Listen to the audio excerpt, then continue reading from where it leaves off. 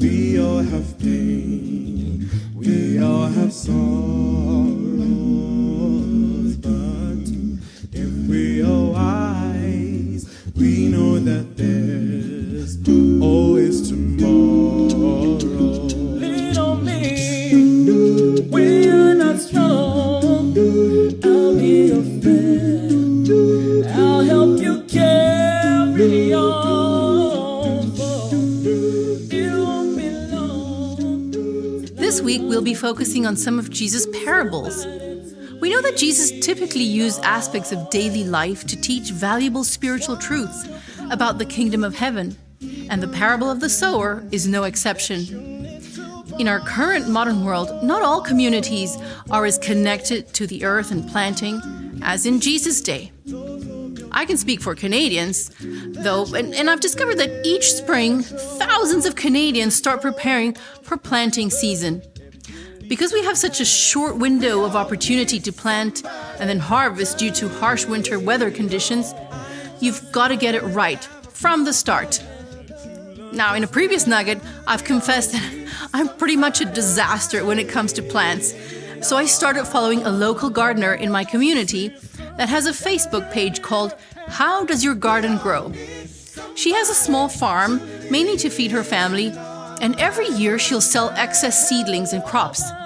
She provides very good advice and tips on how to get good crops, how to water them, what bugs to look out for, and how to get rid of them, and when is a good time to plant which plants, how much sunlight they need, and many more things. What was fascinating to me was to learn that she starts planting seeds in all sorts of containers in her basement in January, when the snow and Arctic temperatures are raging outside. I've seen pictures of her setup. She makes sure that the soil is right, that the temperature is right. She sets up artificial lighting to act as the sun, and even makes sure that the air circulation mimics what the plants would experience if they were outdoors. So she sets up fans so as to create a slight breeze. Every January, she plants hundreds and hundreds of seeds, sometimes so many that she asks people to come by the overflow because she just doesn't have any more space and is drowning in plants. And then in May, when the weather gets better outside, she'll start bringing her plants out gradually until they are ready to be transplanted into the ground. Now that's some serious preparation for planting and eventually getting a good harvest. The sower in Jesus' parable seems to have a very different approach, where he puts his hand into his bag with seeds and scatters them, and the seeds land in different spots. 3 out of the 4 are hostile environments for seed growth. And it's just the last one, the good soil, that produces good crops. Because that's the principle in life.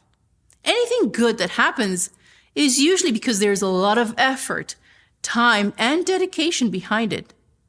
Same thing with spiritual growth.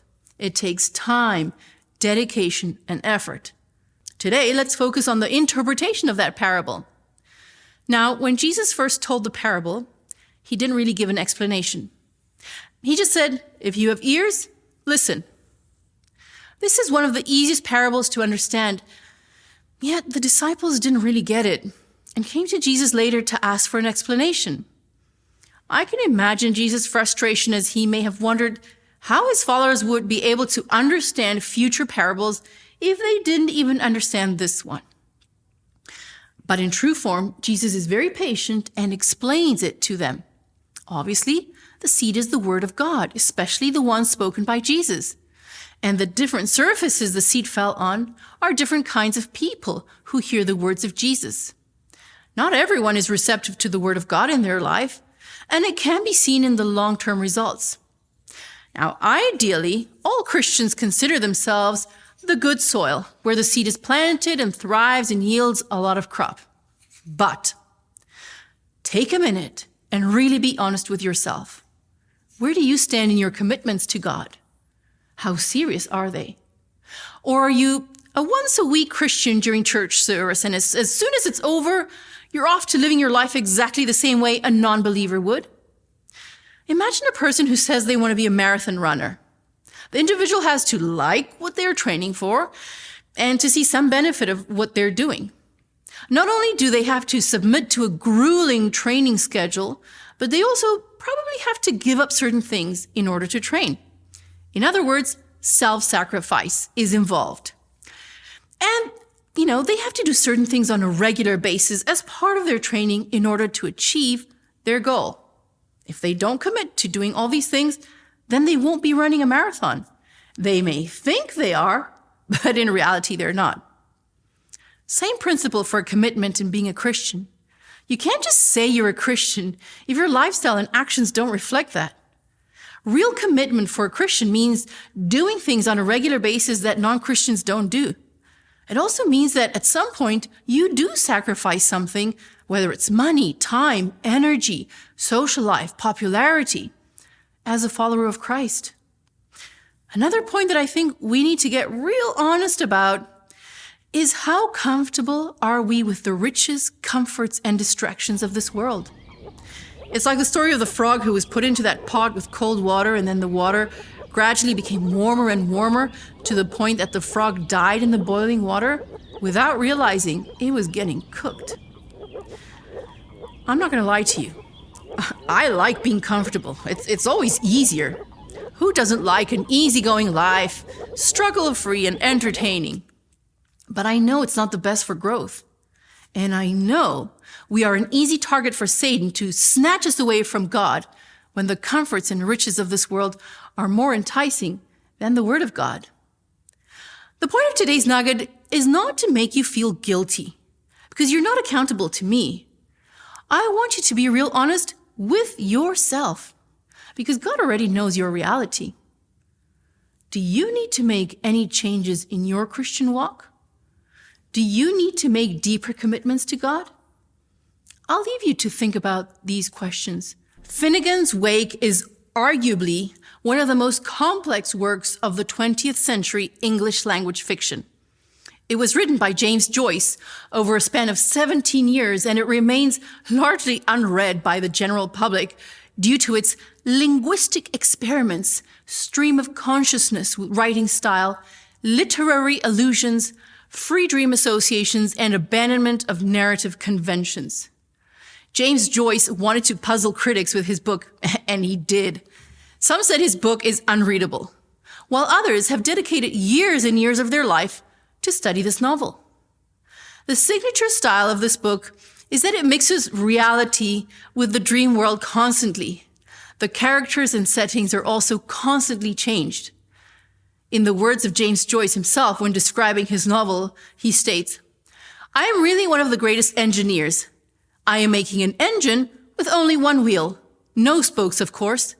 The wheel is a perfect square. No, it's a wheel, I tell the world, and it's all square." Confusing, right? Well, that may be what the disciples felt when Jesus spoke to them in parables. They were often confused and didn't understand the real meaning behind Jesus' teachings. They were obsessed with the earthly kingdom, while Jesus spoke to them of the kingdom of heaven. Two juxtaposed realities. So they go and ask Jesus to interpret the parable for them, and he replies with what, on the surface, may be even more confusing. He says, "The secret of the kingdom of God has been given to you. But to those on the outside, everything is said in parables, so that they may be ever seeing, but never perceiving, and ever hearing, but never understanding. Otherwise, they might turn and be forgiven." What? God wants to keep people in the dark so that he doesn't have to forgive them? No, don't worry. That will never happen because that's against God's nature. If you look at that verse in your Bible, you will see that there is some sort of a footnote that refers you to Isaiah 6. And that's what Jesus was paraphrasing. In Isaiah 6, the prophet writes about how God has relentlessly called his people to turn away from their evil ways. But there came a point where God just let Israel suffer the consequences of their decisions, and they chose not to listen to God. And so destruction came upon them. They had had so many warnings and chose to ignore it. They didn't want to see, hear, understand, or turn to God. They chose what soil they wanted to be, the trampled path, the rocky soil, or the thorny one. And that's what Jesus explained to his followers in Mark 4. You have to be in God and in his will for your life in order to understand spiritual things. Let's not make the same mistakes as Israel of old made. Be receptive to the word of God and let it grow in you. Do you remember what you were doing on May 21st, 2022? I do, very vividly. That was the day the derecho storm hit the most densely populated region in Canada, known as the Quebec City-Windsor Corridor. Meteorologists described it as one of the most impactful thunderstorms in Canadian history, with winds up to 190 kilometers per hour, including 4 tornadoes, and caused severe damage. Power outages affected approximately 1.1 million customers, and the damage caused to the power distribution system here in Ottawa was more severe than the infamous 1998 ice storm. The derecho storm wreaked such havoc that even a week later, many people still didn't have their electricity back on. We were in that group. A whole week without light, running water, or regular toilets. Everyone around us also lost their electricity. Gas stations, stores, street light, traffic lights, everything was off for days with no certainty of when it would come back on. It was like one big dark apocalypse. The electricity services worked around the clock to reinstate people's power. And day by day, we would get news of what section of the city had their electricity back on, hoping that it would be our turn next. But it ended up being 1 week of darkness. And this is the image that comes to mind when I read Mark 4, verses 21 to 22. Darkness, then light. If you have light, share it. The word of God and its truths are to be shared once we understand it. What's the point of keeping it a secret to ourselves? It makes no sense. For God to keep his teachings hidden. I really like how the Living Bible describes the next few verses, 22 to 25.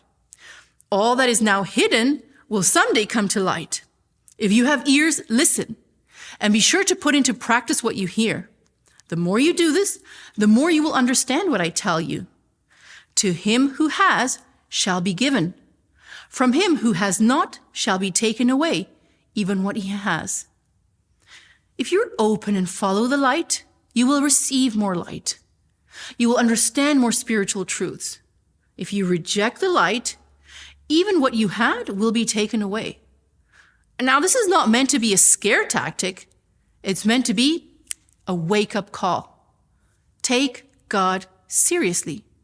He's not playing around. Hello, my friends. Today, we come to the last 2 parables we find in Mark chapter 4, and they are pretty unique. One of them is not found in any of the other Gospels.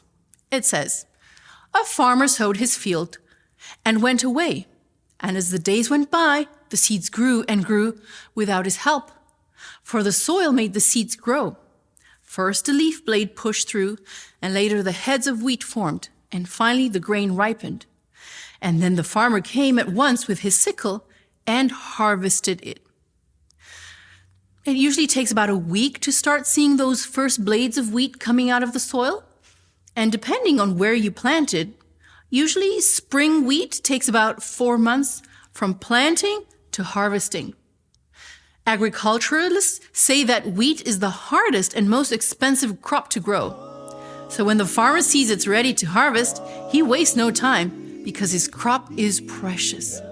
And in the same way, at the second coming, Jesus himself will gather his harvest. The other parable is about the kingdom of God being like a tiny mustard seed. Though this is one of the smallest seeds, yet it grows to become one of the largest plants, with long branches where birds can build their nests and be sheltered. Now, in my job, people come asking for help because they usually want some kind of change, growth, or improvement of some aspect of their life. They often get frustrated because the change they want doesn't happen fast enough. They try something new only once and then come back the next session frustrated because they say it doesn't work for them. I like to remind my clients that they should never underestimate the power of one small step or one small change, one small mustard seed. If you don't believe in the power of small things that have big impacts, I invite you to consider the mosquito. It is so small, yet it can keep you up all night in restless sleep, or even worse, it can carry such deadly diseases such as dengue or malaria and impact entire communities. One small mustard seed, the size of a period at the end of a sentence. God doesn't need anything bigger than that to make it grow into a fruitful tree. The only part we have to play is to make sure the soil that mustard seed goes into is ready to be planted in. Let God work in your life. We all need somebody to